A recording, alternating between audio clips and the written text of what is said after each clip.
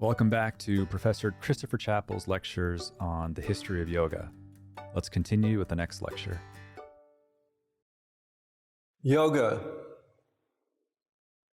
Joining, linking, pulling back on the reins. A very pronounced activity. An activity undertaken by warriors building their lives on this metaphor of the chariot.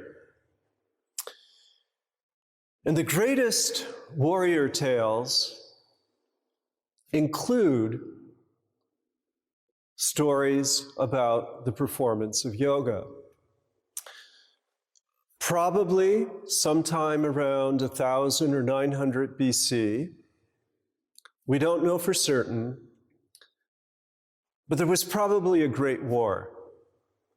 And during that great war, these different communities, competing kingdoms in northern India, fell into conflict with one another. And this war was of such dramatic proportions that the story continued to be told. Bards would visit different parts of India and tell this narrative about two sets of cousins who had fallen into conflict, who had formed alliances, and in the midst of this grand narrative, we find yoga. A yoga, a very old yoga, that perhaps finds in this early telling, gives us clues about how that metaphor of the chariot became a metaphor for inner control. And there's a great sage, an elder called Bhishma, who has been felled by arrows in the midst of this battle, but does not die. And he's propped up by these arrows that pierce his body. And after this horrible war ends, one of the great figures called Yudhishthira goes to this great sage called Bhishma and learns so many aspects of history and philosophy, including instruction in a book called the Moksha Dharma Parvan, including instruction about key points to keep in mind when striving to gain and to hold on to that place of connection. And a message comes in many forms in this very, very early record of the performance of yoga. The message comes that the great enemies of yoga are lust, anger, greed, and fear. Lust, it brings people out into all sorts of behavior and often misbehavior. Anger, at the root of every act of violence, whether thought, word, or deed. Greed, clutching and grabbing and wanting more and more and more. And when really absorbed in greed, we lose our ability to hold the reins. And fear, wanting things to be other than they are, and even through the mind, creating things that need not be created. Fear. Okay, all of those must be recognized, must be faced. And they must be faced not only in the realm of the rational, but part of the world of yoga includes careful and constant attention to dream and sleep. In our dream, We can learn about unresolved fear. We can learn about anger and lust. We can learn about greed that we may not even know, but our dreams can remind us and instruct us. Sleep, if it's fitful sleep, perhaps we know that we're not in a place of yoga. Sleep, in the form of a blessed nap, can bring us to places of great restoration. Nidra yoga, signaled as early, perhaps, as 2,500 years ago. We know also from the Mahabharata that yoga can bring us power, that through learning how to restrain the senses, to hold back on those reins, to move into that place of dominion over our thoughts and over our outflows and over our encounters and activities, that we can gain a power of self-knowledge and a power that commands respect from others. And we know that through yoga, we can harness those forces that will bring us into states of samadhi, into states of a sustained vision, whereby we can feel the gift of bliss, that we can feel the gift of not having to compulsively act based on the narrative that has been, but we're able to create a vision for a life grounded in a place of steadfastness, in a place of bliss. The tools are vitarka, which is knowing how our thoughts work. Vichara, which is being able to create a sustained theme of concentrated, energetic purpose. And viveka, discernment. Will this bring me to a place of connection, or will this bring me to a place of dissipation? And with that viveka, one can recognize and anticipate difficulty and steer around that difficulty, or if it insists on being recognized, that one can dispassionately engage that difficulty, both on the conscious side of the equation and through dream, the unconscious side of the equation, and bring it into a place of stability, into a place of knowledge, of jnana, of dipti, of light, the light specifically of yoga. It says in this early iteration of yoga that yoga is the faultless jewel, that it gathers all of the rays of experience into that place of stability, of concentration, of dharana, and allows us to be in connection with that inner self, what is called the adhyatma. Atma, the self, adhyatma, that place of reflection, that gateway into the true self, into that place of Purusha. Yudhishthira, one of the heroes of the Mahabharata, needs to be reminded of this yoga because as king, and after the war, he assumes the throne. As king, he must rule from a place of steadfastness. He must rule from a place of knowledge, both of his own dharma and all of the dharmas to be observed and fulfilled by each and every subject within his kingdom. And again, the Mahabharata, the Moksha Parvan, reminds us that where do we find our freedom? Where do we find our moksha? Where do we find that liberation? We find it through honoring the earth. We find that freedom through intimacy with breath and wind. We find our freedom by understanding that space that we inhabit, the space that surrounds us and the space that dwells within us. We find that freedom through the fluidity of water, and we find that freedom through an acknowledgement of the light that illumines all of the elements and all of our senses. From these 5 great elements, all beings arise, and they return to those elements again and again.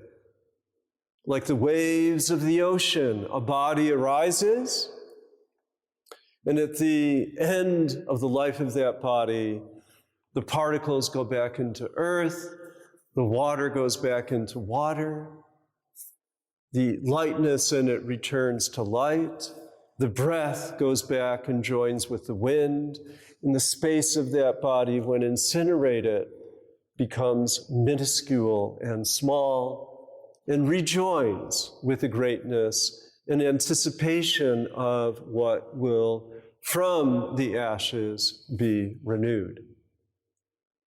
So the yoga of the Mahabharata is a yoga of life and a yoga that recognizes an intimacy with death.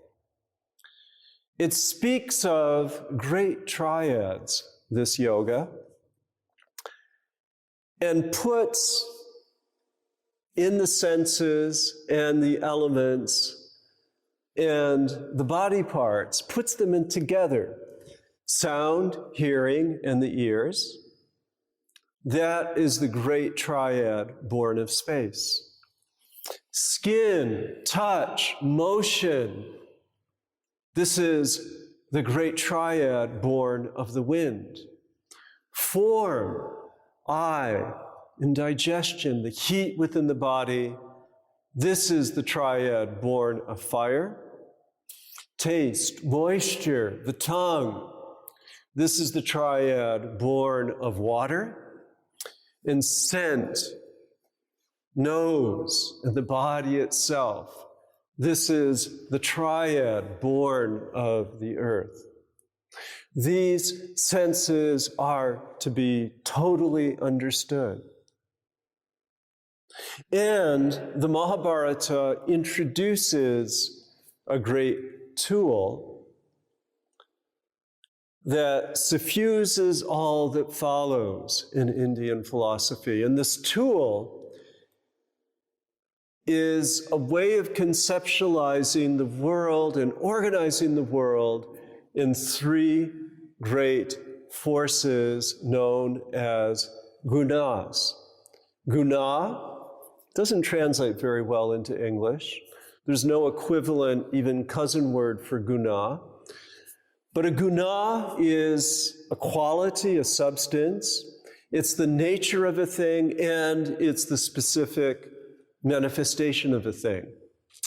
There are 3 gunas. One is tamas. Tamas is heaviness, substantiality, particle nature of a thing. Tamas is found in the weightiness of earth and in both the heaviness and flow of water. Tamas is found in a mood of rest and heaviness, a little bit of lethargy or even sloth. Tamas in the rhythm of the human day is found and made manifest in the third of the day spent in sleep. Tamas, that downward movement, the gravity that leads to the gravitas, and the substance of those people who have a weightiness to them. Tamas, essential for human life, the substrate that holds all things, anchoring all things, downward to the earth. Above tamas, we find rajas. And with rajas, we have a heat. With rajas, we have a breath. With rajas, we have passion. With rajas, we have activity. And rajas, with the breath, allows all things to move, to manifest, to not only have their substantiality, but also to be infused with movement, to also feel that heat of impetus and desire.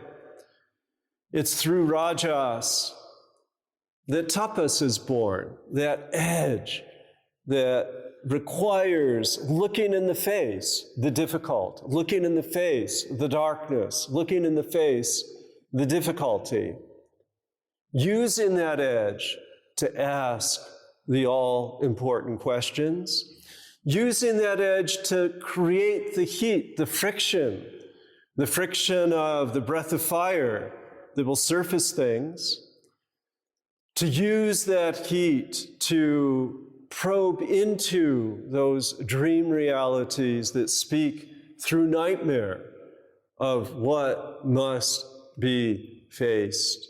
The challenges that bring us into the fullness of our potential.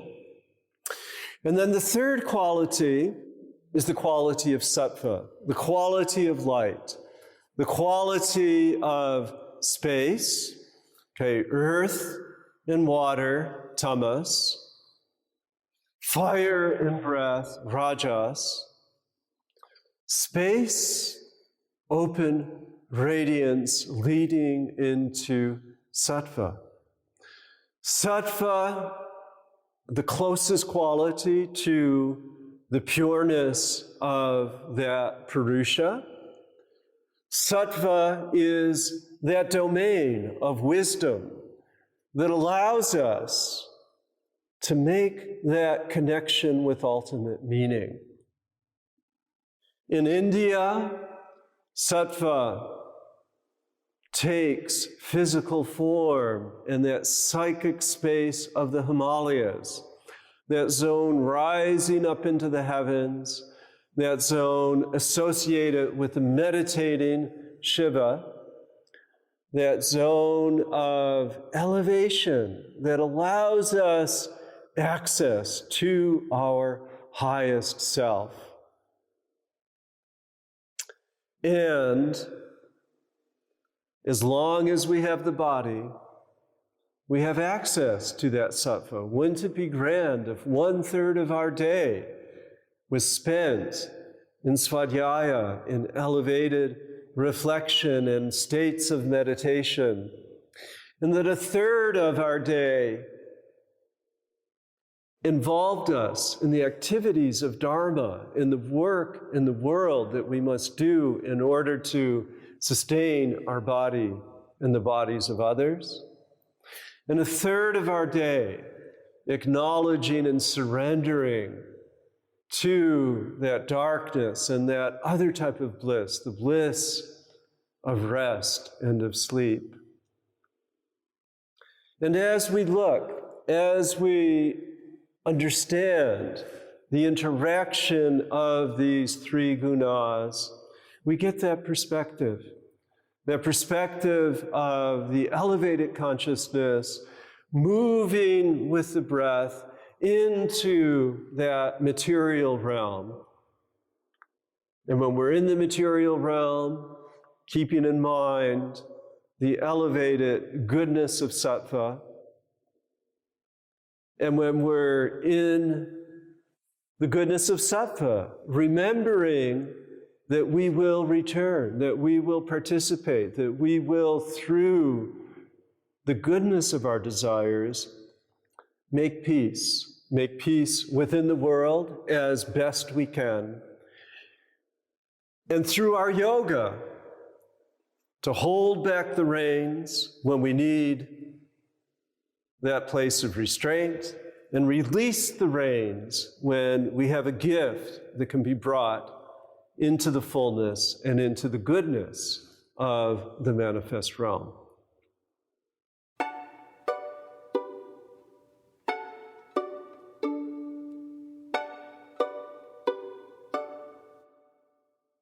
The Mahabharata, the great epic telling the story of the warrior Arjuna in conversation with his advisor, the Avatara Krishna,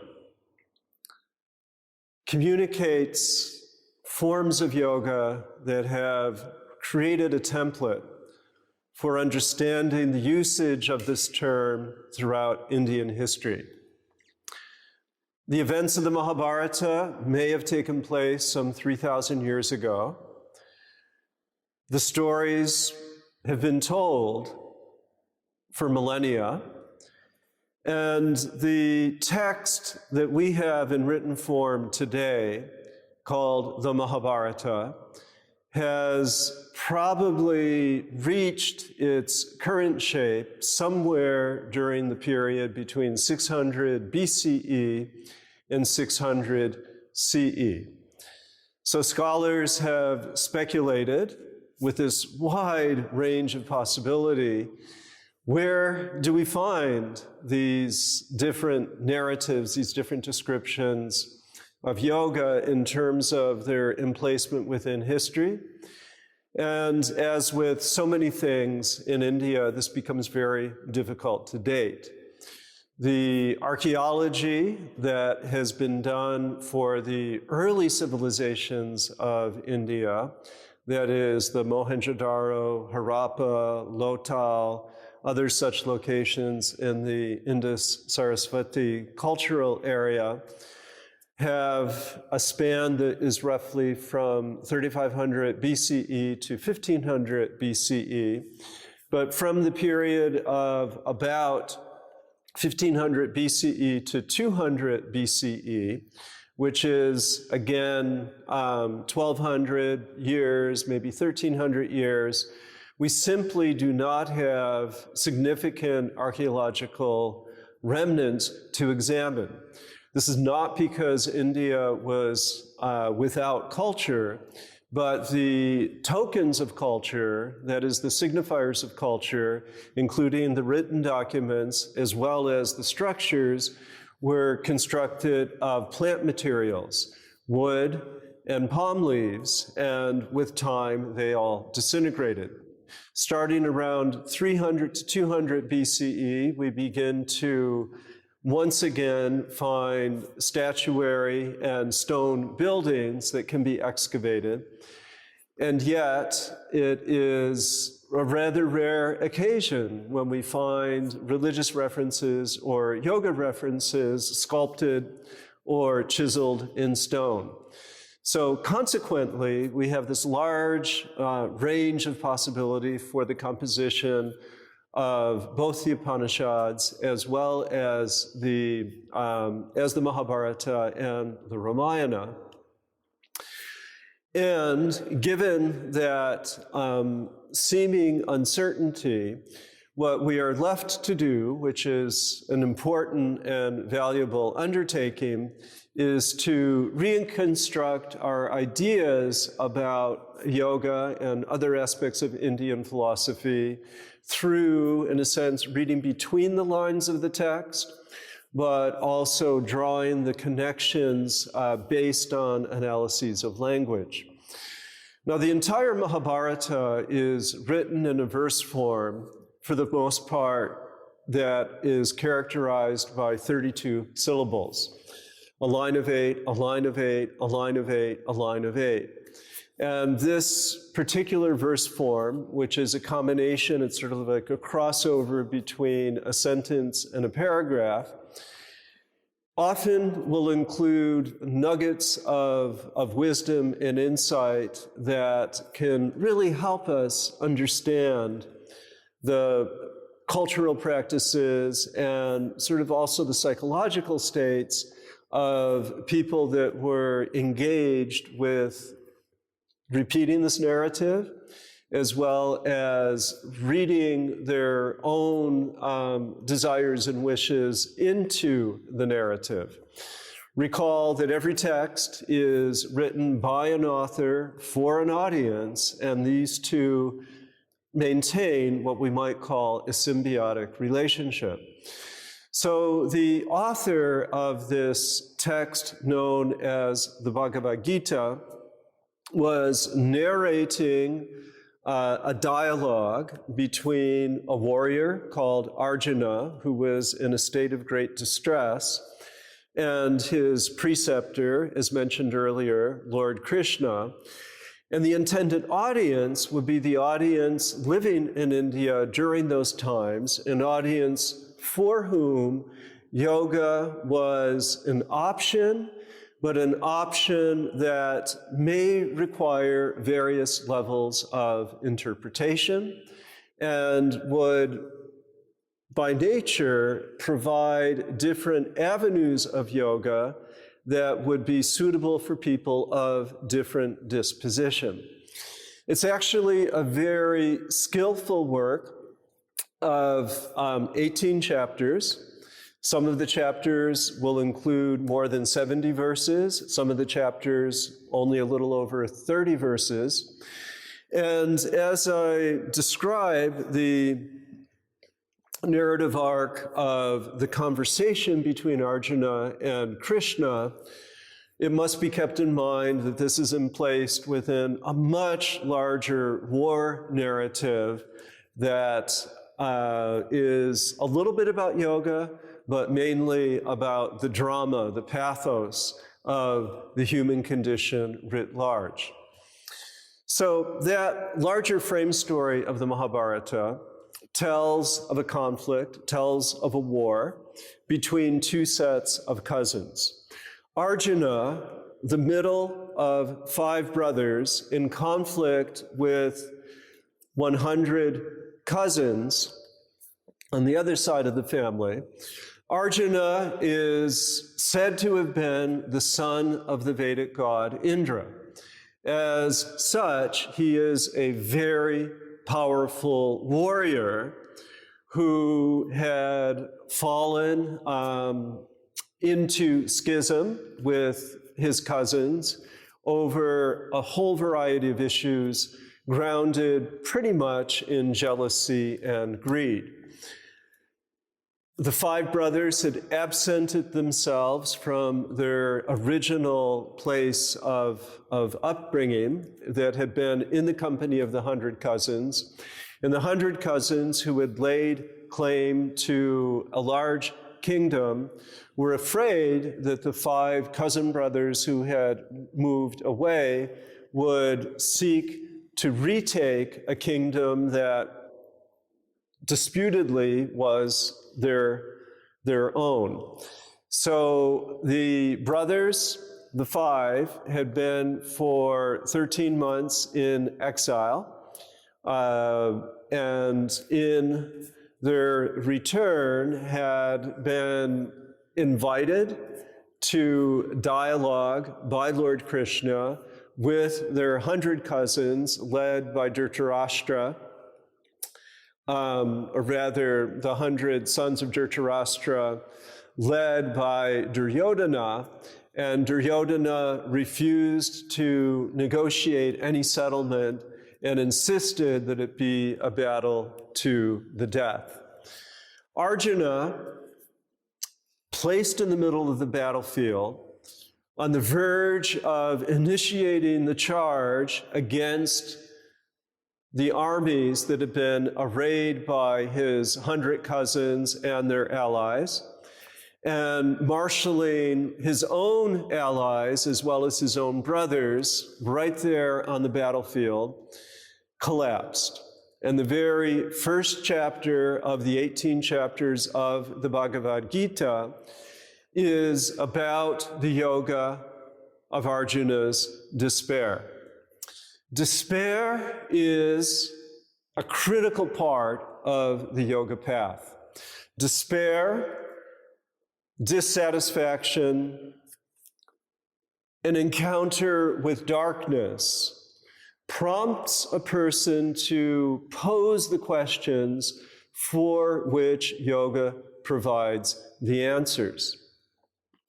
And in this rather remarkable scene, depicted in so many paintings and sculptures in the centuries that precede us, we can see in his chariot, again, the symbolic chariot that signifies self-control and power.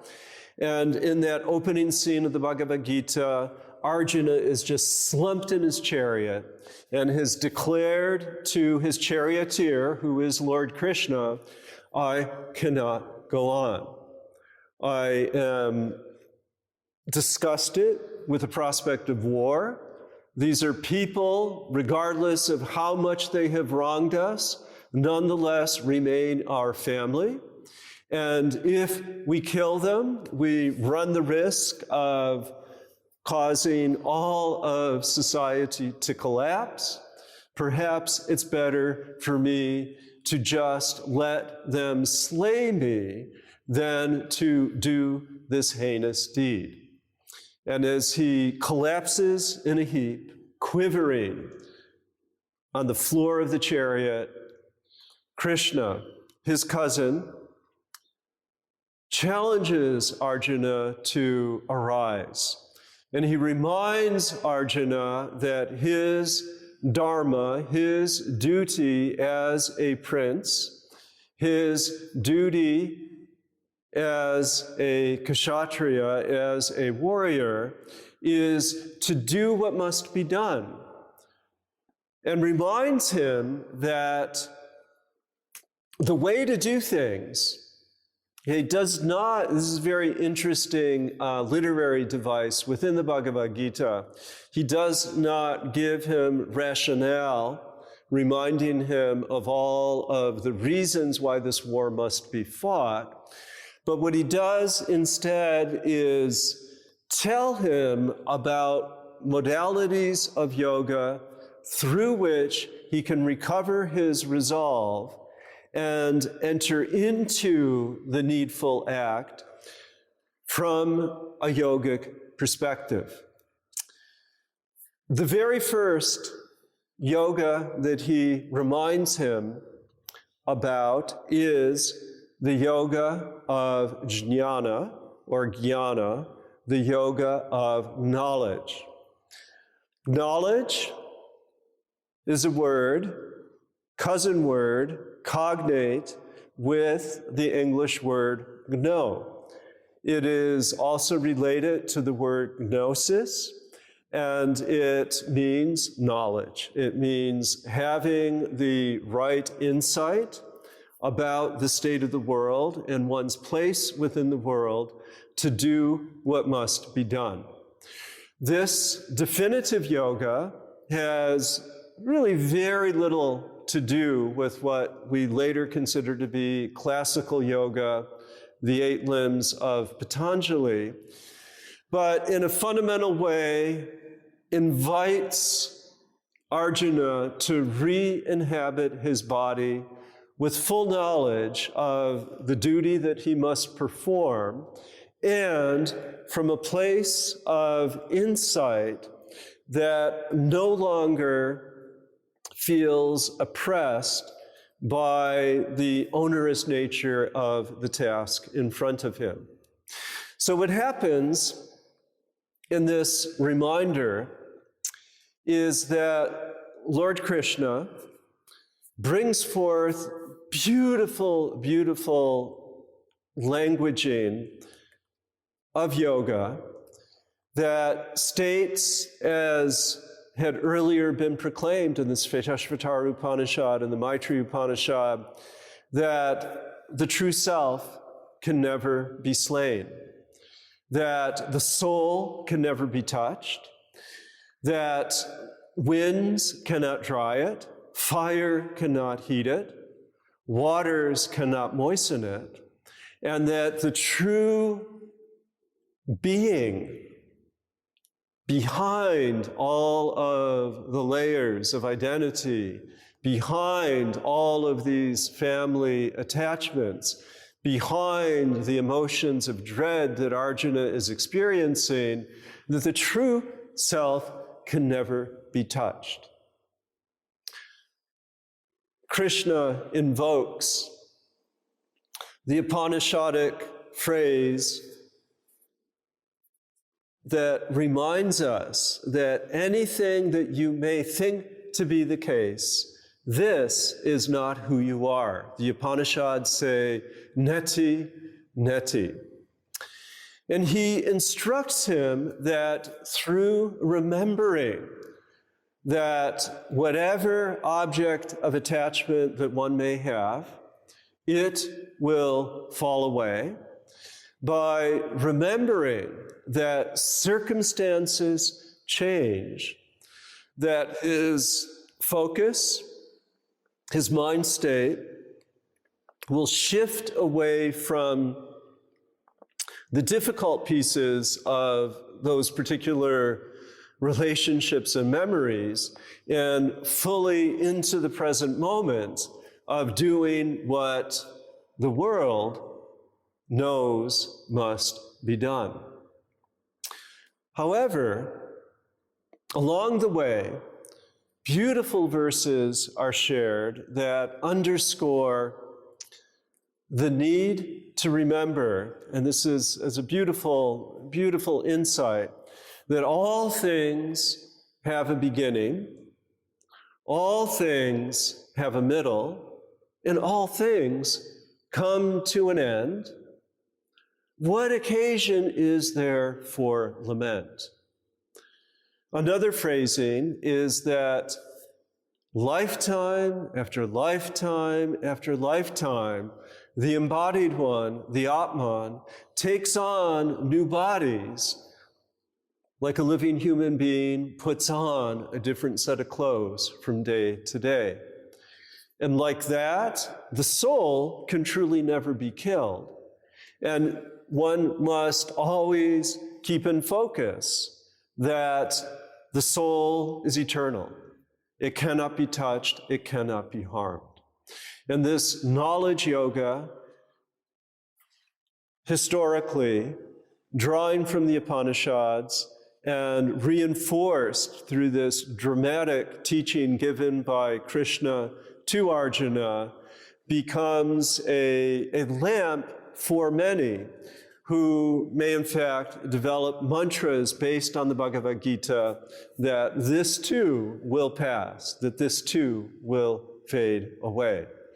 Key to this is seeing the world in terms of constellations of the gunas and recognizing that the gunas are constantly in a state of flux and that the witness, the higher self, remains always aloof and untouched by those changes. The second yoga taught in the third and fourth and fifth chapters is the yoga of karma yoga.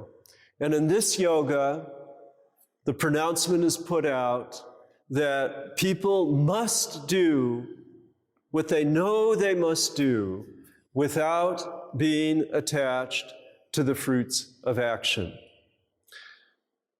This yoga advises an individual to become near ahamkara, to become free near of ahamkara, of ego, and that merely do the act to be done for the sake of doing the act. Don't worry what people will think about you. Don't worry about how you will be viewed in the eyes of others, but just merely undertake every action in a spirit of sacrifice, because sacrifice is the nature of the creation of the world, the maintenance of the world, and ultimately every activity becomes swallowed into the larger sacrifice that is inevitably part of the ebb and flow of life, the rising and falling, things moving into manifestation, dissolving, yet waiting to reemerge. Let it be. Do not remain attached.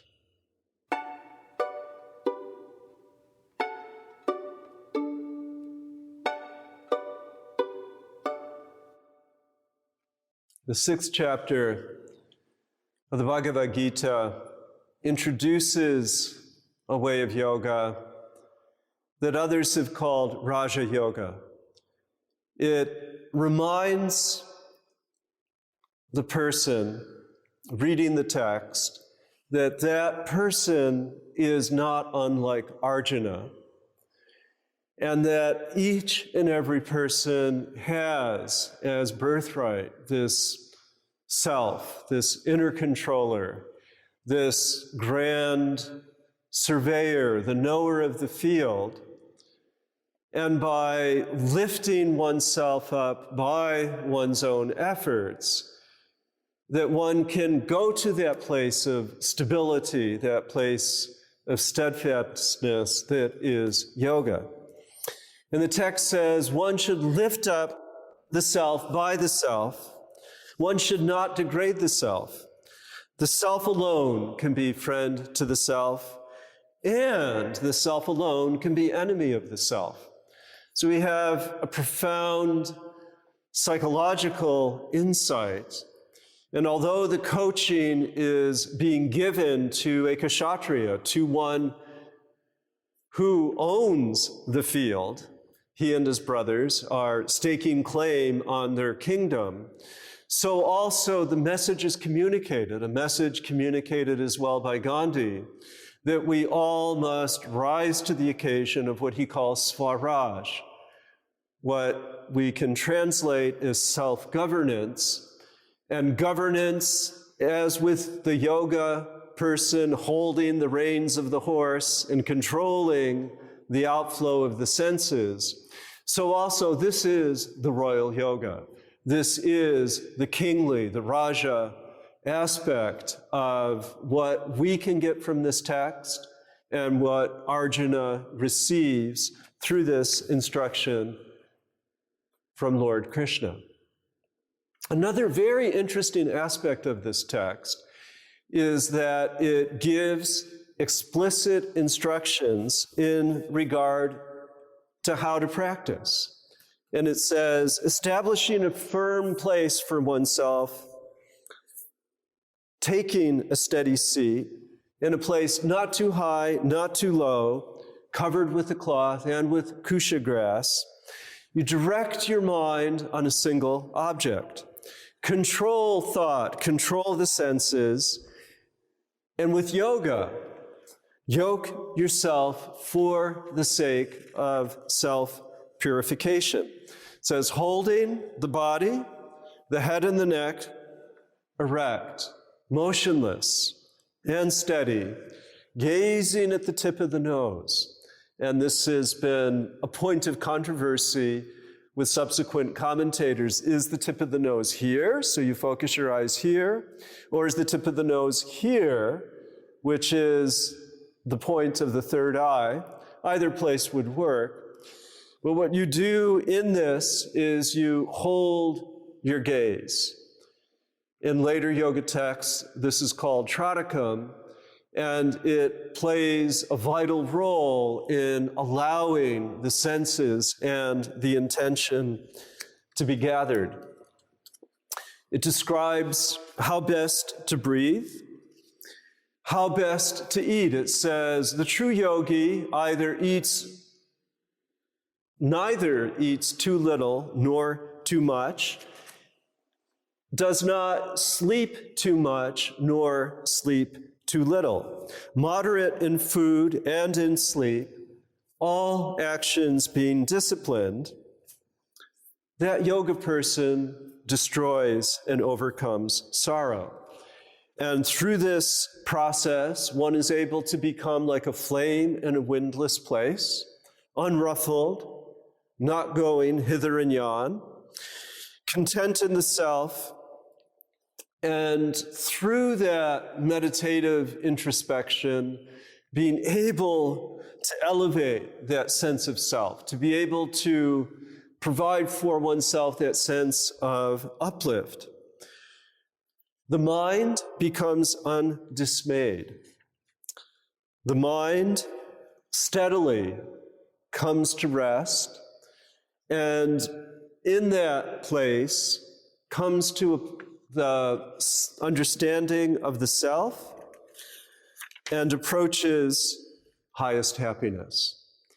So very direct instruction on breathing, focusing the mind, settling the mind, and internal uplift.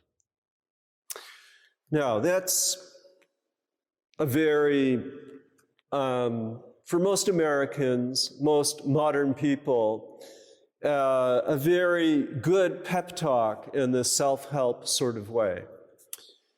And added into this is relationality.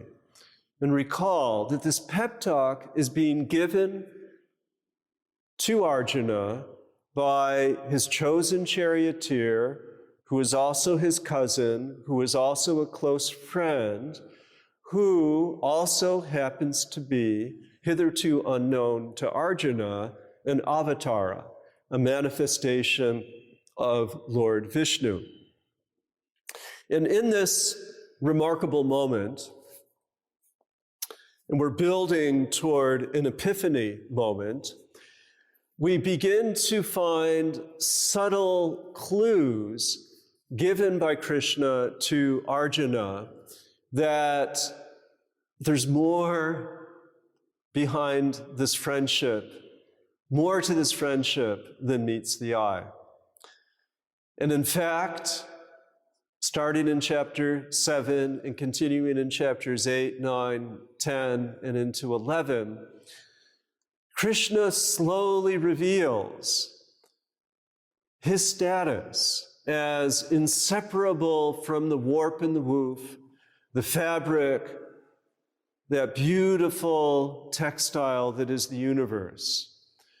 And point by point says, wherever there is something delicious to be tasted, wherever there is auspicious fragrance, wherever there is beautiful form to be regarded, wherever the caress of the wind brings comfort to the skin, wherever melodious music contacts and connects with the ears, that in all of those places of beauty, there am I, Lord Krishna, to be found. And slowly Krishna reveals the Brahman-like nature of the world in its specificity. In prior descriptions of the ultimate, it remains without possible articulation, the unknown knower, the unseen seer.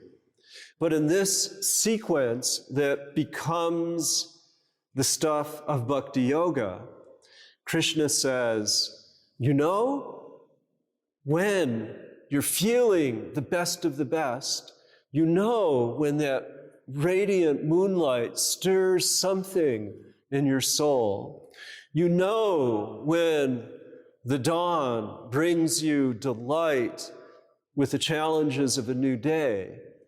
Know that I, your cousin, here in the chariot with you, I am in each of those moments. And slowly, with elegant, beautiful, beautiful language, a shift takes place. And Arjuna falls in love. Bhakti, enjoyment, rejoicing, that elevated sense that we get when we're with the beloved, or even when the beloved is not with us and we yearn for the beloved, it brings out this yearning, this tapas, this burning within our better self that signals that yes, we can go beyond ourselves, that we would literally lay down our lives for the sake of that other, for the sake of the beloved. And with tremendous emotion, Arjuna listens to Krishna and then begs Krishna. He says to Krishna, I know you hold a power so much greater. Please let me see your universal form. And in chapter 11, the chapter of Epiphany, Arjuna is granted that request. And he sees not only the beauty, but he sees the terror that is the universe. He sees not only the creation and the efflorescence that had been granted, but he sees the destruction. He sees, by looking into the mouth of his friend, all of the soldiers being smashed and eaten, eviscerated, dismembered, dissolved by time and by the inevitability of war. Krishna suddenly has 1,000 heads. Krishna, as he gazes on his countenance, shines with a brilliance greater than 1,000 suns rising off the horizon. And it's more than Arjuna can bear. And he finally apologizes and says, I had no idea the extent of your glory and your power. Please let me see once more your two-armed form. And Krishna becomes Krishna. Arjuna falls at his feet and asks forgiveness. Krishna pardons Arjuna and then embarks upon the final discourse. Now, very interestingly, Bhakti Yoga brings a person outside of himself or herself, brings a person through that love and devotion into a space unspeakable and a space that changes everything.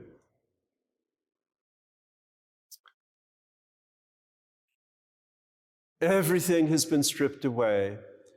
And now Krishna has the task of reconstructing the world through a yoga that will enable Arjuna to lift up and carry as his companion Jnana Yoga, the yoga of knowledge, to lift up and carry Karma Yoga, the yoga that says perform your actions without attachment to the fruits, to lift up and carry and embody and literally sit within Raja Yoga, having the bodily strength to remain forever in touch with the breath, and to learn the lessons of Bhakti Yoga, that the highest is when we completely forget ourselves and give ourselves utterly over to the service of the beloved. All four yogas come together. In chapter 12, Krishna states, there is the field, the kshetra, the realm of Prakriti, the realm of manifestation, the realm of the senses, the realm of the objects of sense, the realm of the mind, the realm of ego, the realm of the emotions. Know and understand every aspect of that field. And recall, we are literally talking about a battlefield. So he's saying, yes, know that enemy. Yes, know that ally.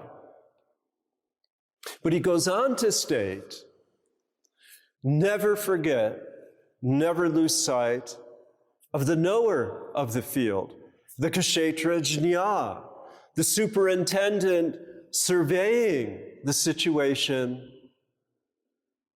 Inhabit that Purusha. Inhabit that person, your person, separate from all of the activity, and become that dispassionate space. And in chapters 13, 14, 15, 16, 17, and 18, he instructs him precisely on how to utilize the prism of viewing everything through the three gunas in order to retain that place of the higher self. So rather than seeing the specifics of food that is rancid or spoiled as, ooh, that food is unworthy of eating, although that is the case, reframe it. Say, oh, that food manifests tamas. So you're elevating your posture so that you're assessing the situation, but your emotions are not being carried away. Similarly, if food is spicy and energizing, titillating in any way, rather than, oh, I'm going to get as much of that as I possibly can, just name it. That's rajas. And I'll have to be a little bit careful. Okay, I know that tamas food would make me sick. This may overexcite me. And then sattva. Okay, if there's food that's pleasing and sweet and balanced, okay, that's of course the better food. But too much of a good thing also can cause an imbalance. So like that example of food,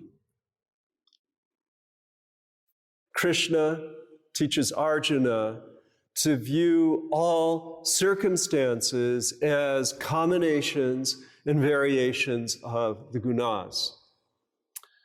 People who are vile and commit despicable acts, people that are driven by their passion, pull themselves down, pull others down, see them as suffused with tamas.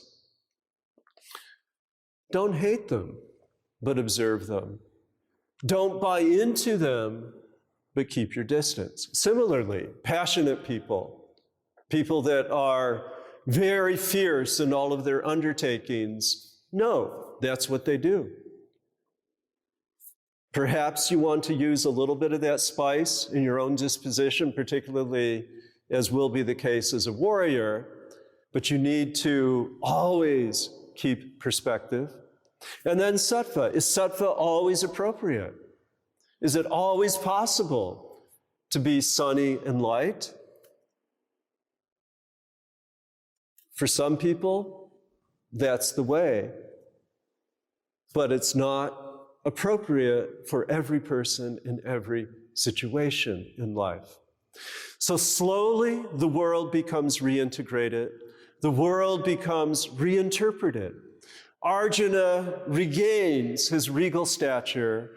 Arjuna once again finds steadfastness. Arjuna once again is able literally to take the reins and controlling the senses from that place of being the knower of the field. He enters the battle willingly and engages this tragic war from a place of yoga.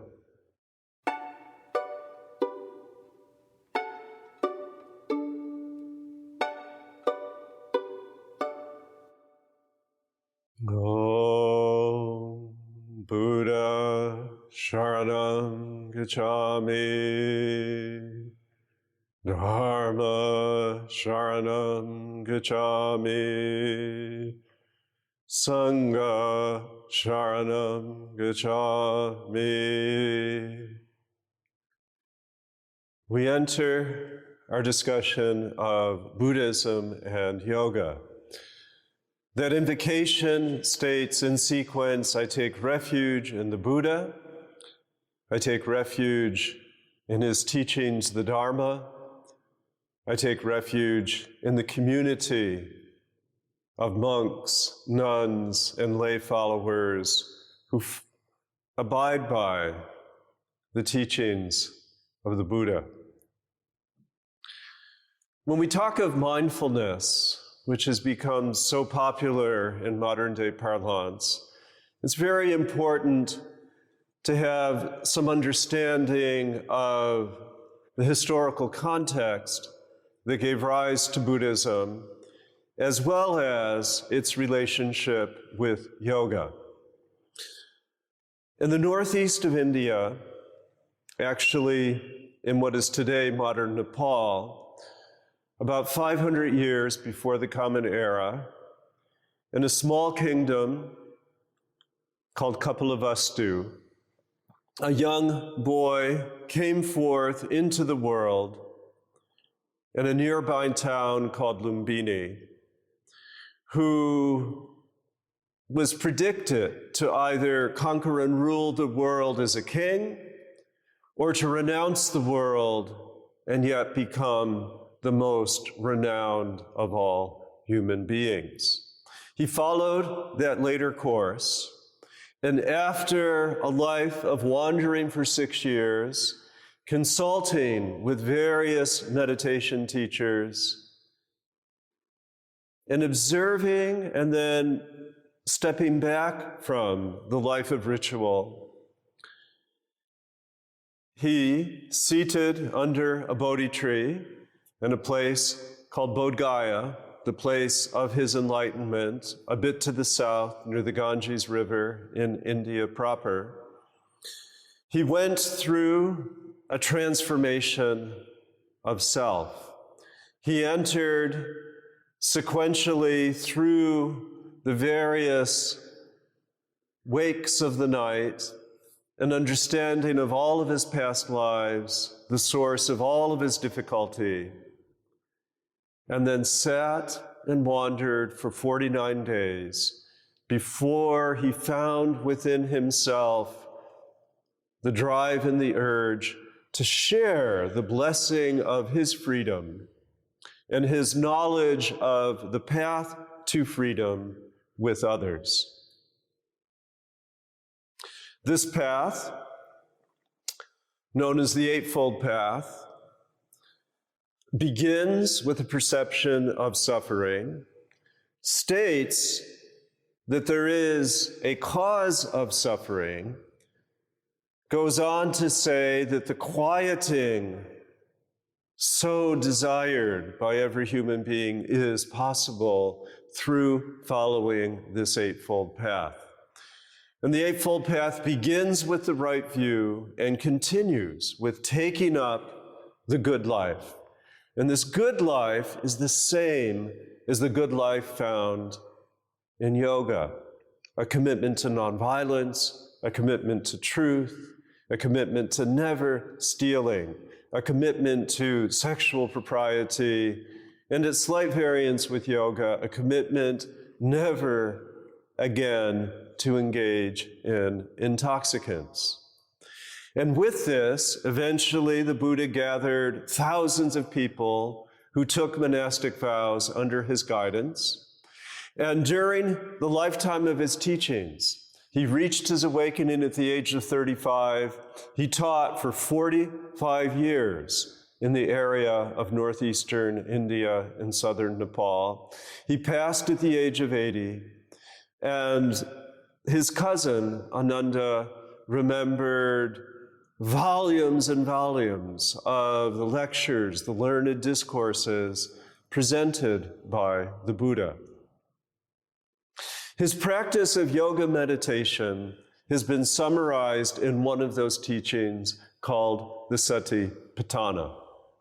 And in the Satipatthana, we're guided through the following process, a process widely practiced throughout, particularly the Theravada world of Southeast Asia, has been retrieved from the forest by such people as Sharon Salzberg, Joseph Goldstein, Jack Kornfield, and so many others who now are teaching this way of mindfulness throughout the globe.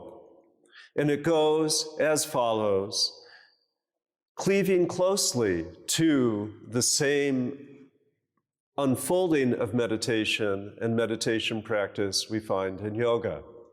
It begins with intimacy with the body. A body scan whereby the individual, bit by bit, releases any tension from the arms, from the feet, releases any tension in the legs, allows the stomach to relax, feels the fullness of breath, and allows that equanimity to arise within the body. Important for this first step of mindfulness is observation of the breath. Noting, not stressing or attempting to adjust, but simply noting. Is the breath shallow? Is the breath quick? Or is the breath full? Is the breath calm, long in duration of inhale, long in duration of exhale? And noting very carefully the pause at the top of the breath and at the bottom of the breath. This is the first aspect of mindfulness. And then the second aspect of mindfulness is a check-in with feelings, with Vedana. And this check-in with the feelings allows space for the myriad thoughts that constantly swirl and present themselves. And those thoughts have an emotional effect on the body. Thoughts prompt emotions of regret, emotions of elation, emotions of disgust, emotions of attraction. But rather than obsessing over each and every thought and the correlate emotion, and rather than just focusing on the emotion and worrying about the thought that will generate from that emotion, what the Buddha taught as his second instruction for entering effective meditation is to just simply note, is this a pleasant thought, an emotion? Is this an unpleasant thought, an emotion? Is this neutral? And through this practice, through training in a little bit of distancing, the mind can reach a place of stabilization. In this place of stabilization can be an understanding that our mind takes two forms. We have an ordinary mind, obsessing over our next meal, what people think of us, how do our clothes look, is it going to be hot or cold outside? We have a necessary mind, but an ordinary mind. And then we have the capacity for what the Buddha called the higher mind. And with this higher mind, we're able to use our discernment and use our ethical resolve to create a world of awakening. 550 people during the lifetime of the Buddha achieved this state called Bodhi. And each and every one of those people proclaimed, Naham, Nasmi, Name. I am not who I've always thought I am. I am not responsible for all of the doings that I perform within the world. And regardless of what may be around me, I do not possess any single thing. No subject, no doer, no thing to be owned. 550 people severed the bonds of karma, and each of them automatically, spontaneously moved into a life of blessed Dharma. And Dharma in Buddhism, a little bit different from its usage in Hinduism, Dharma speaks to a philosophy that sees, rather than a self, sees all phenomena, including this thing that we provisionally call self, as a clustering of different factors. Factors of form, okay, factors of feeling. We've already checked in on both form, the bodily form, and feeling.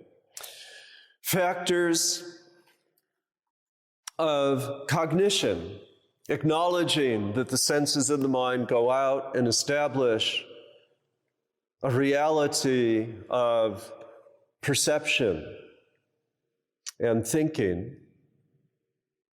And then it becomes slightly more subtle. The fourth factor of reality to be investigated is called samskara or vasana. The habit patterns, the conditionings gathered from life to life, from day to day, week to week, month to month, year to year, to understand and reflect on those psychological states given by our own education, given by our home life, given by sources that for most people remain unknown from past lives, but to be able to understand and bring into awareness those narratives and allow them to settle, to play themselves out, to lose their sting. And then the fifth aspect that the Buddha taught was that there will be a moment, a fleeting moment of pure awareness. And by reflecting on those teachings, and by examining all experience minutely, and by being always mindful to abide within that code of Buddhist ethics, it is said that every liberated being will spontaneously become a friendly person. That person will manifest compassion for other people. That when someone experiences goodness and strong accomplishment, there will be sympathetic joy. And that person will move with equanimity through the world.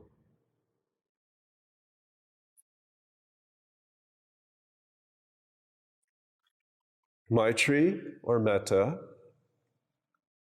karuna, mudita, and upeksha or upekkha. Friendliness, compassion, sympathetic joy, and equanimity. Regardless of what one smells or tastes, or even thinks, 7 factors will be like a garland protecting that enlightened person. There will always be, at the ready, a moment of mindfulness. There will always be the possibility of conducting investigation. Why do I do what I do? And how can I allow for the difficulty in some other person by understanding their particular narrative, or even imagining what causes that person to do what that person does? And with steady practice in this arises virya, arises an energy, a zest for all that needs to be done, combined with joy, priti, combined with this abiding happiness, as well as the 5th factor of enlightenment, which is tranquility. Upeksha or equanimity translates in contentment, in a place of balance. And with this place of tranquility arises concentration, one-pointedness of mind, and then we return again to this notion of equanimity, of being at ease with whatever happens. Now the Buddha, in his 45 years as an active teacher, laid the foundation for this practice, disseminated among thousands and thousands of people within India. Following his death, his disciples brought the teachings all the way as west as Persia, down into Sri Lanka, both overland and by sea into what is now Myanmar, Thailand, Cambodia, Laos. And then some hundreds of years later, about 500 years later, Buddhism reinvented itself in a new form called the Mahayana. And this Mahayana form that developed that primary meditation technique into what is called in China Chan and what is called Zen in Japan. And starting at around the year 100 of the Common Era, both via the Silk Route through the Gobi Desert and via the trade routes, landed in Vietnam, in China, from where it spread into Korea and Japan. And this efflorescence of Buddhism captured the imagination of great translators like Kumarajiva, who dedicated decades to taking this Pali literature and the Sanskrit literature and translating it into classical Chinese. And then some 500-600 years after that, the Tibetans in Central Asia discovered Buddhism and arranged for a similar translation of these materials into the Tibetan language. At the core, the ethics and the meditation, they both share in common a yoga that we know well, a yoga that focuses on the relaxation and the counting and the mindfulness of breath, a yoga that asks us always to tune into our emotions and ask the deeper questions. Why do I do what I do? And a yoga that, for its performance, requires the capacity to sit as the Buddha sat, to sit in full lotus in Padmasana. A requirement to do the hard work of finding out, who am I? Is there an I? Why do I do what I do? How can I, like the Buddha, like the Bodhisattvas, live a life grounded in sympathetic joy, in compassion, in equanimity, and in loving kindness?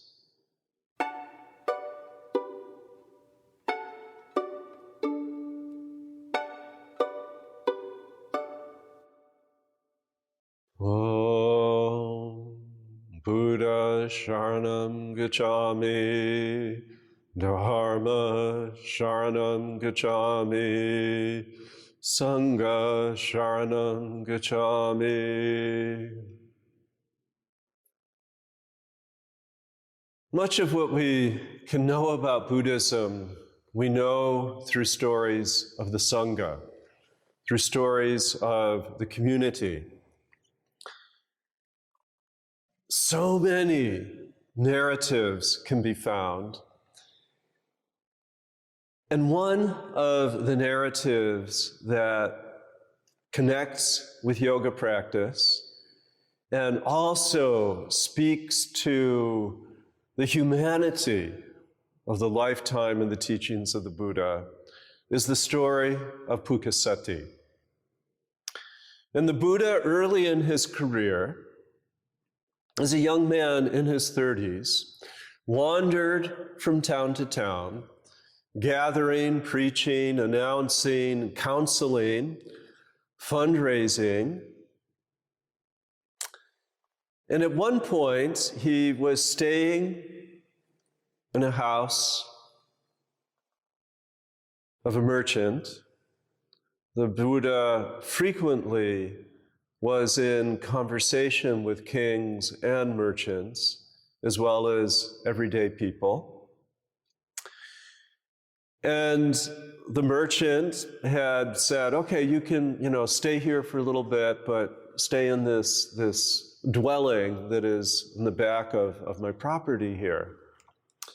And he was very quietly and rather anonymously taking care of his meditation and thinking about his next moving about. And there, unbeknownst to him, a young man called Pukasati. And I love this name, Pukasati, because it means a being, a sattva, a sat, a person, puka, who is well cooked, who is ready, who is himself purified. And he had been traveling, and he was a young man who had gone hither and yon, had met some Buddhists and learned a little bit of Buddhist meditation, had learned a little bit of breathing. And he knocked on the door of the merchant and said, I'm a fellow traveler in the ways of life. Please, can you give me shelter just for tonight? And this word shelter, shala, is a little bit like sharanam. You go and ask for protection. You go and ask for shelter when you need it.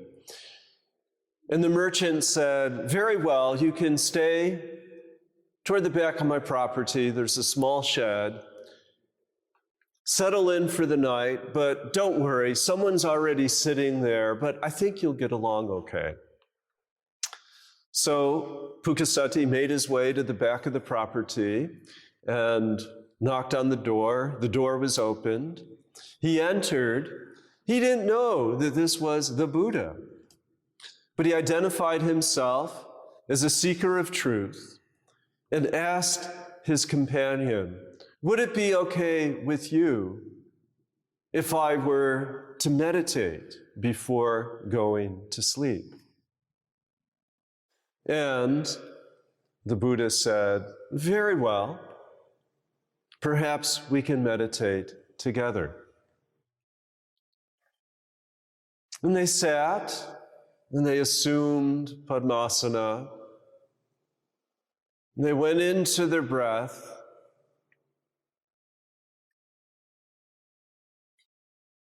And they meditated. Not beginning with a meditation on joy or equanimity or peace, but they began a meditation with object, what in yoga and in Buddhism is called samprajñata or savitarka. And this savitarka practice that evening was fivefold. And it began with a meditation upon the earth. And as they sat on the packed dirt floor of that shed, they gazed upon the earth. The male name for the earth is Bhuiya. The female name for the earth is Bhudevi. And they touched the earth, and they regarded the earth. They took in the fragrance of the shed, which then, likely as now, had been freshened and cleansed with cow dung, provided stable, firm support for their sitting and their meditation. And after reflecting upon the earth for some time, the signal was given by the Buddha that now let's turn our attention, let's turn our focus to water. And as they sat, as described in the Dhatu Vibhanga, they began to reflect and even share a little bit about the gift of water. The merchant likely had left a pitcher for drinking and perhaps a pail for bathing. And they began to feel and reflect upon the gift of perspiration, which cleanses the body, the gift of saliva, which allows food to be brought into the body. And perhaps they even reflected, and perhaps, as guys do, they stumbled out sometime during the night and relieved themselves, urinating, allowing, again, that flow of purification that comes as water exits the body. And they perhaps, as part of their bodily check-in, felt and experienced the pulsation of the flow of blood within the body, honoring and accepting, but also critiquing the wateriness of the body. And the Buddha was always quick to point out that water carries impurities. Pus can build up in the body. We sweat to eliminate that impurity. We urinate, again, because the body carries this stuff that is not always most auspicious or even something that we would cherish. We urinate to purge. And then they kindled, as the light of day faded, they kindled a lamp, they kindled a dipa. And their third focus of meditation was fire, Agni, Tejas. And the Buddha reminded Pukasati, the heat in the body allows digestion, but the stuff that goes on in the body, can be quite repulsive. If you ever vomit and you see what's in your stomach, that digestive fire gone wrong, the bile and the stench and all of that combination of heat, food, water, liquid. Okay, there's something life-giving about it, but there's also something that causes us perhaps even to recoil. Maintain equanimity. Do not become attached to food in the digestive process, but observe how all of this unfolds. And focus on that flame. Allow that flame to bring your mind to a place of stability. And then the next phase of their meditation was to gaze out of the aperture of the shed and to see, even in the moonlit night, the gentle swaying of the trees, and to feel the movement of breath, of wind within the bodies. The inhale, the holding, the exhale, and the holding of the exhale. And to allow that gentleness of the rhythm of the breath, bring them into the fifth space of meditation, the space of quiet, the space of equanimity.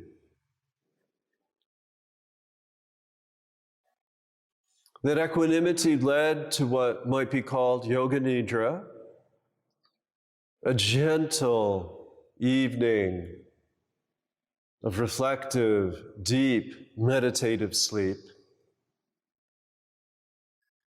And when they arose the next morning, it dawned on Pukasati that he was in the presence of greatness, that he had, in fact, received direct personal instruction from the awakened one. And he bowed to the feet of the Buddha and said, "Please forgive me for any untoward familiarity. I had no notion that you are the awakened one." And the Buddha simply smiled. And Pukasati continued and said, "I so much would love to take vows, to become a monk under your tutelage, and to join the blessed community of the Sangha." And the Buddha agreed and said, "Pukasati, such a lovely name. Yes, I will initiate you into the Buddhist community as a monk. Please go forth, find someone willing to give you the yellow robe, someone willing to give you the begging bowl. And when you have those items, we will perform the initiation ceremony." And with great joy, Pukasati left the compound of the merchant, went out into the streets of Rajagriha, seeking someone to gift him with robe and begging bowl. But there was a great commotion. A cow had become quite agitated, had been loosed in the town square, and it headed directly for Pukasati, and it gored Pukasati, who died right there on the spot, on the morning when he sought to take initiation from the Buddha. There was great sadness in the town, and the Buddha's followers, his close associates, said, "Oh, that Pukasati, he must have had terrible karma to have been gored and killed by a cow. And the Buddha said, quite the reverse. I sat the evening with Pukasati, and through this elemental meditation, through Dhatu Vibhanga, Pukasati ascended. Pukasati became purified of all of his karmas. Pukasati was no longer Pukasati. He reached that proclamation of Naham, Nasmi, Name. He saw that his ego is not his true self. He saw that what he does is not who he is. He abandoned all attachment. And even though he was not able to put on the garb of the monk, his state of mind had reached total surrender. Pukasati became one of the early 550 arhats who achieved the state of nirvana.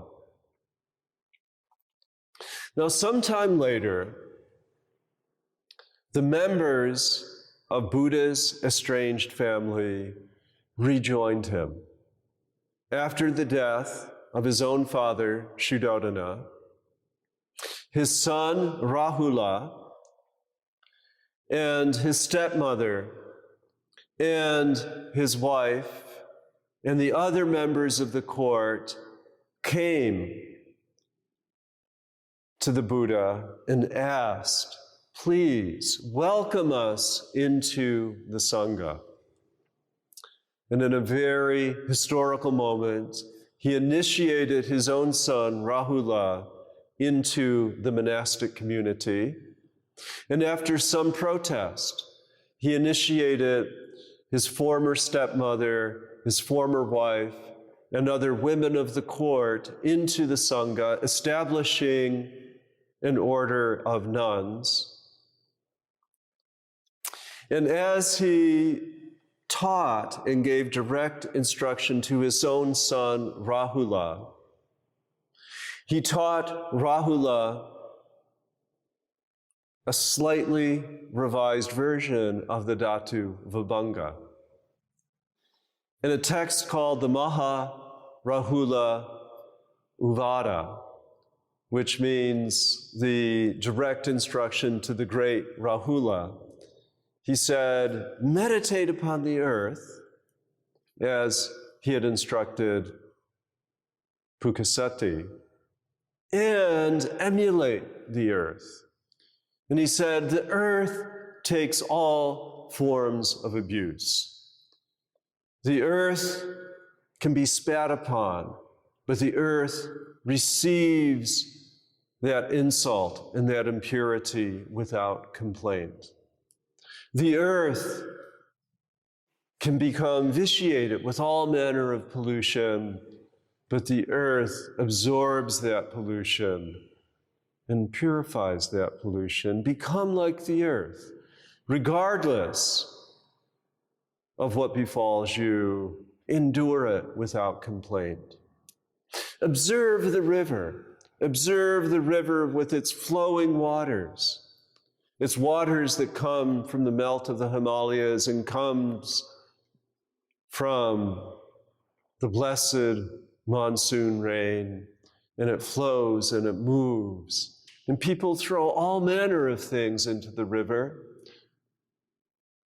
Excrement, urine, trees fall into the river, dead bodies are cast into the river, and the river happily and with joy carries all of those impurities away, brings them to the ocean, brings them to a place where they rejoin and dissolve into that purifier of all that can be. Be like the river, be like the ocean. And they turned their attention to fire. And the Buddha said to Rahula, the fire incinerates all. It takes the wood.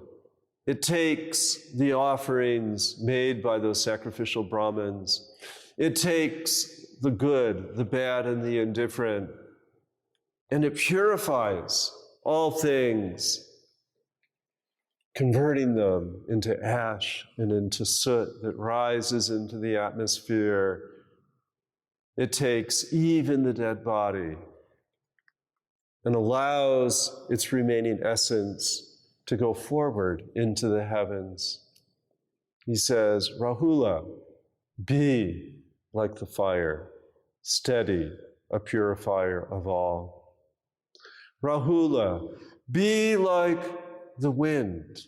Follow your breath to join with the places near and far.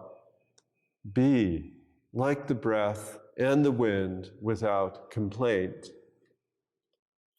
And then the final teaching from the Buddha to his son Rahula is create the space of freedom in everything that you do. Cultivate Maitri, metta, sympathetic joy and friendliness. Cultivate compassion for all who suffer. Cultivate a sense of rejoicing and sympathetic joy for those who succeed. And cultivate an attitude of equanimity, an attitude of even-mindedness, even in the company of those who offer dispute.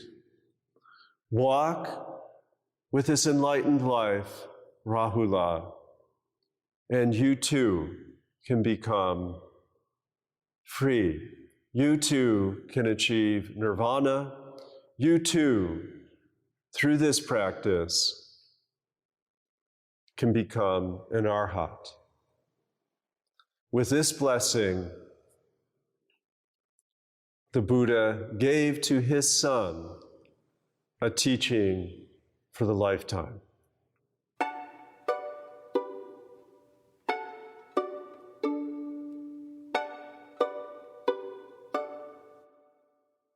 Om Buddha Sharanam Gacchami, Dharma Sharanam Gacchami, Sangha Sharanam Gacchami.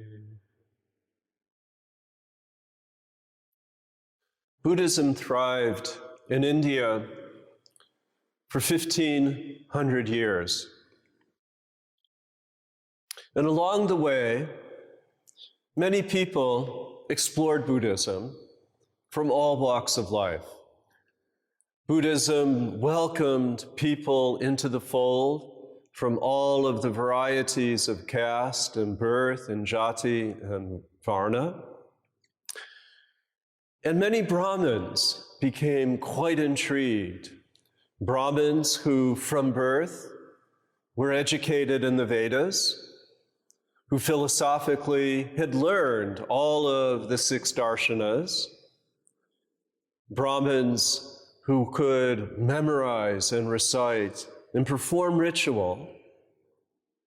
And just as the Buddha himself had become suspicious about the efficacy of ritual, some Brahmins decided that rather than making their living by constructing elaborate havan and inviting people to make offerings while the Brahmins chant,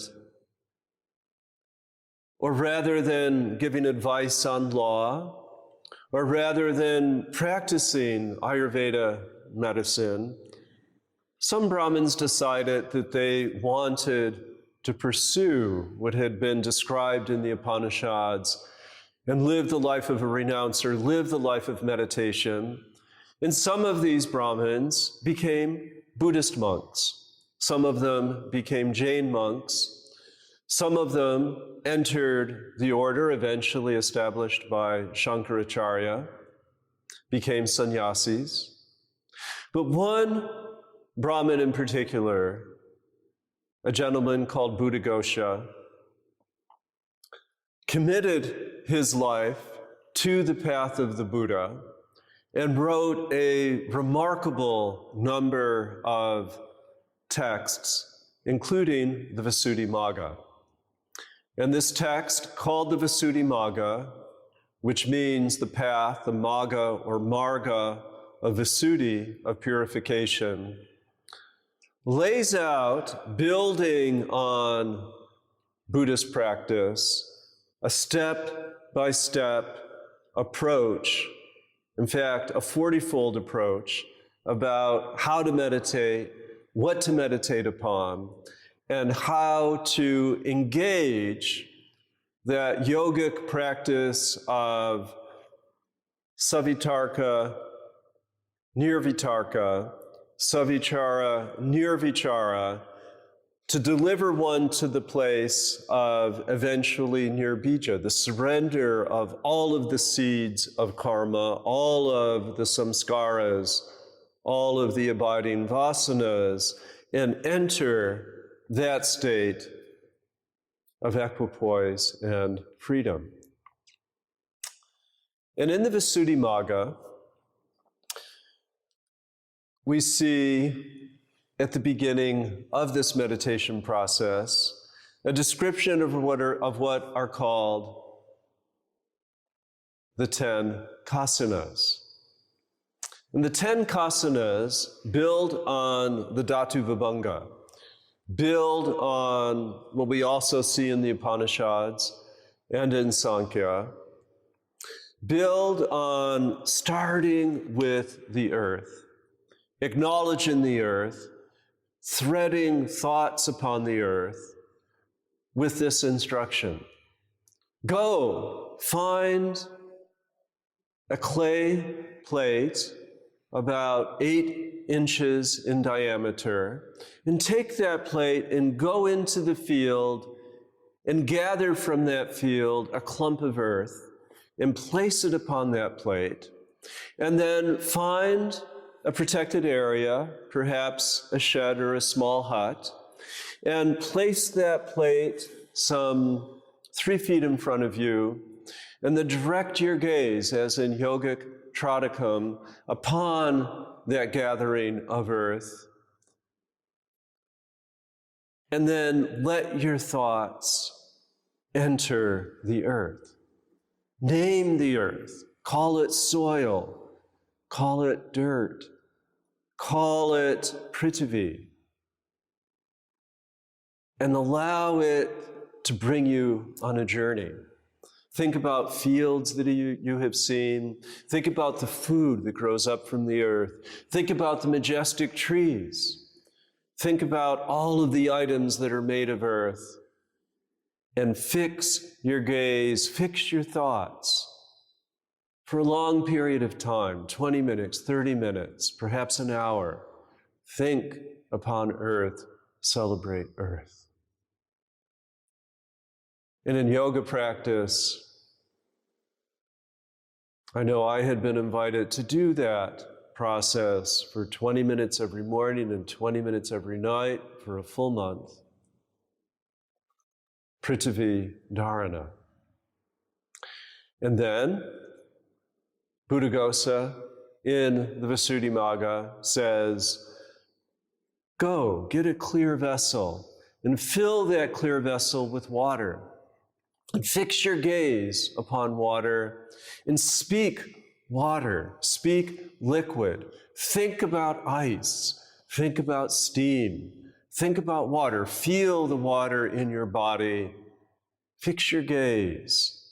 Take your thoughts on the journey of water. And again, it could be for a month, 20 minutes in the morning, 20 minutes at night. And then Buddhaghosa says, kindle a deepa, kindle a flame. Fix your gaze on the light. Fix your gaze upon Agni. Fix your gaze and your thoughts upon the digestive process. Feel the temperature. Are you hot? Are you cold? Feel and celebrate the power of fire. Again, perhaps 20 minutes in the morning, 20 minutes at night for a month. The fire kasana. And then next, the air. Gaze out the window. Look at the tops of the trees as they move forward and backward. Feel the quickening of breath. Feel the quieting of breath. Focus on vayu. Focus on prana. 20 minutes in the morning, 20 minutes at night, another month. And then Buddhaghosa invites the meditator to notice the color blue, to create a disk of blue color, and to let the gaze focus on that color blue, and then notice all through the day the blue cushion, the blue flower, the blue indigo dyed garment, the blue house or structure, the blue wall, the blue couch, to see and celebrate the color blue. And then to move, after that practice, into a celebration of all hues of the color yellow. The yellow sun, the golden fields, the yellow wall, the yellow textile, to do sustained attention to that color, giving honor to yellow. And then after that practice, to move into noticing and celebrating the color red. The red stoplight in modern days, the red clock when you wake up in the morning, the red rose offering its magnificent fragrance, the red bottle brush tree here in Southern California, now just passing its peak bloom, the red wall, the red barn. Notice red. Discipline yourself, perhaps for as long as a month, of focusing on that color red. And then white. Look at the white wall. Look at the white lights. Look at the white in your garments. Celebrate the purity symbolized by white. And then, after perhaps a month of white, 10 months have gone by, or we're nearing the 10-month mark. That will be the 8th month. In the 9th month, to always, if it's there, and it won't be there every day, but always seek out the sunbeam. Go to a place and notice how that sunbeam moves through the course of a day. Watch how from that sunbeam we can see particles of dust illuminate it, captured by the light of the sun. And think about the gift of shadow in relationship to the fullness of the light of the sun, and the emptiness during the time of the new moon, and in the dark of night when the moon is either half or full or even crescent, how the rays of that light from the reflections of the moon can bring us joy and shift the color and shift the perspective. The beam of light from the sun or the moon. And then the final month, the 10th month, is to occupy space. To prepare the mind to invite in all that can be gathered within space, and elevating through this prepared mind, meditation on teachings given by the Buddha, some of them very edifying and delightful, and some of them very difficult. Evocative of the dukkha, the suffering that is the beginning of the spiritual path. And just as in those 10 months there have been 10 objects of salubrious meditation, so also the Buddha teaches again and again throughout his yoga a reflection on foulness. In Mexican culture, we're invited, as with the teachings of Carlos Castaneda, to meet death face on, to keep death as an advisor. One of the great Buddhist teachings, anitya, impermanence, requires us to remember that everything that is will eventually disappear, and that disappearance will be ugly, it will be foul. Meditate on the corpse.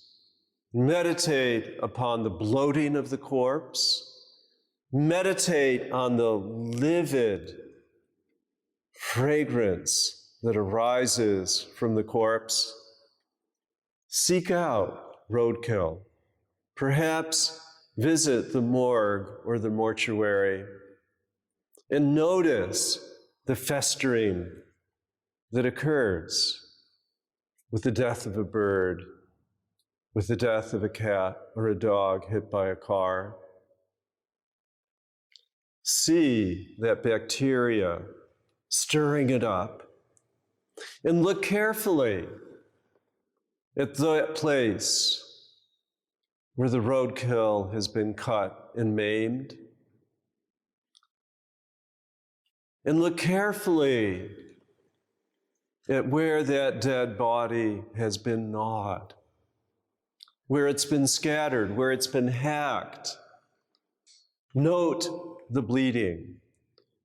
Note how the maggots are beginning to give birth to worms that will digest that flesh. And then reflect on that bare skeleton when it has been gnawed. All the way down, the body has been gnawed all the way down to the bone, exposing the bone. In one strangely auspicious year, I was gifted with 3 occasions to reflect on death.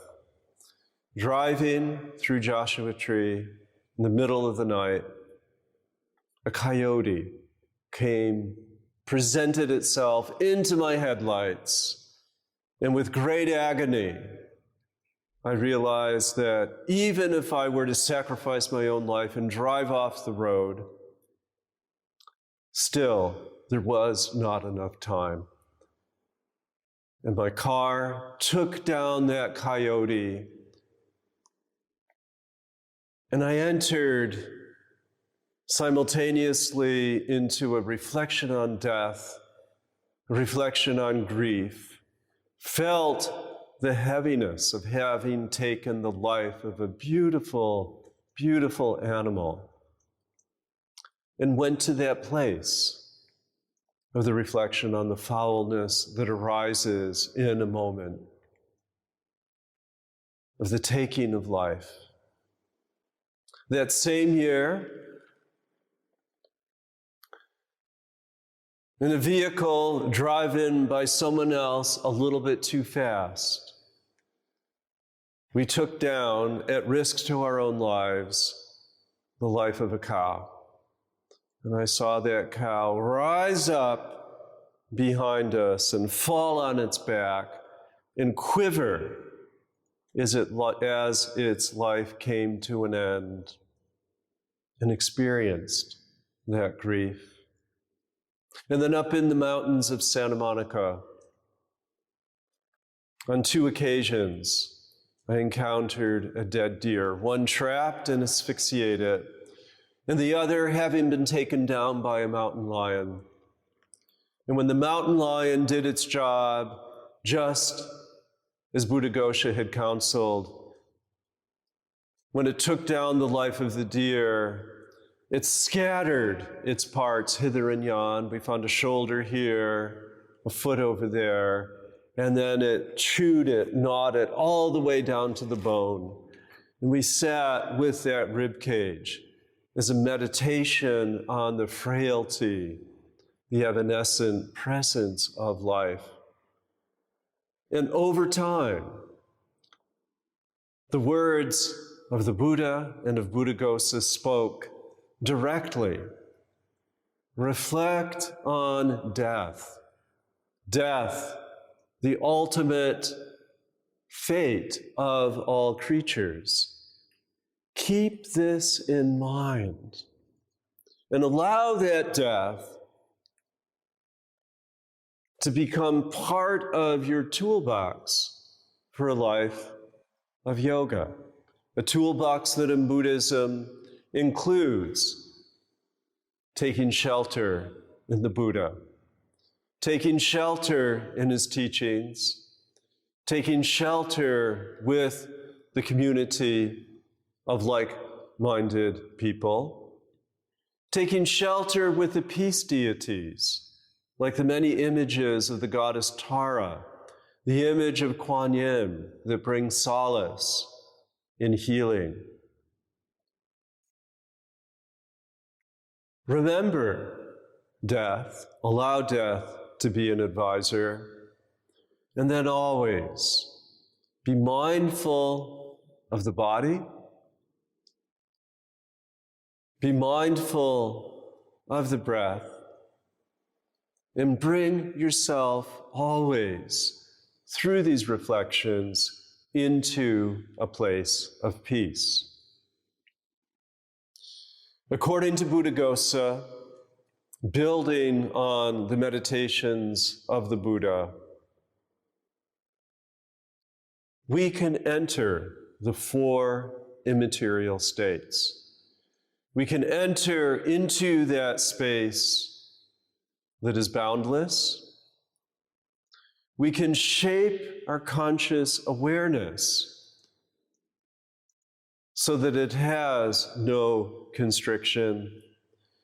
We can move into what the Buddhists call shunyata, a state of nothingness. And we can reside in that edge in our meditation, in our yoga, where there's neither perception of a particular nor a non-perception.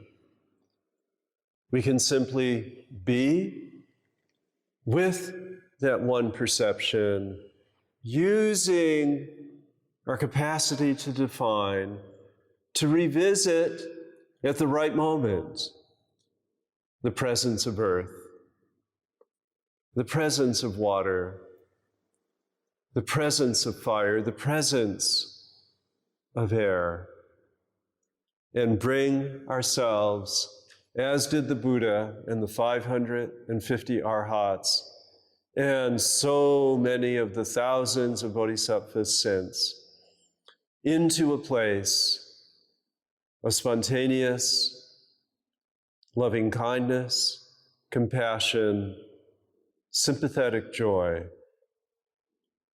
and an abiding practice of equanimity.